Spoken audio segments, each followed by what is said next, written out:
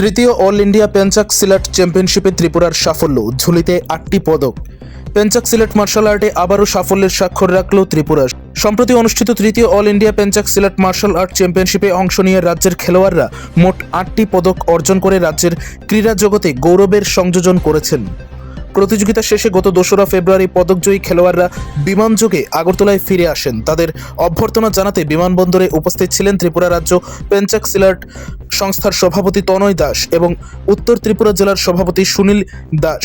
ফুলের তোড়া ও শুভেচ্ছা জানানোর মাধ্যমে খেলোয়াড়দের উষ্ণ সংবর্ধনা দেওয়া হয়। চ্যাম্পিয়নশিপে পদকজয়ী খেলোয়াড়রা হলেন শিমনারুর রহমান, জয়েশ দেবনাথ, তনয় দেবনাথ, তৃষ্ণা দেবনাথ, দেবাঞ্জনা সরকার, অস্মিতা দে, অনিক দাস এবং শিবাঙ্গী দাস। তাদের এই সাফল্যের পেছনে গুরুত্বপূর্ণ ভূমিকা পালন করেছেন আগরতলার কোচ উত্তম আচার্য, যার দক্ষ প্রশিক্ষণ খেলোয়াড়দের জাতীয় স্তরে সাফল্য অর্জনে সহায়তা করেছে। এছাড়াও উত্তর ত্রিপুরা জেলা থেকে প্রথমবারের মতো এই প্রতিযোগিতায় অংশগ্রহণকারী মধুশ্রী সিনহাকেও বিশেষভাবে সংবর্ধনা জানানো হয়। তাকে বরণ করে নেন সীতা সিনহা।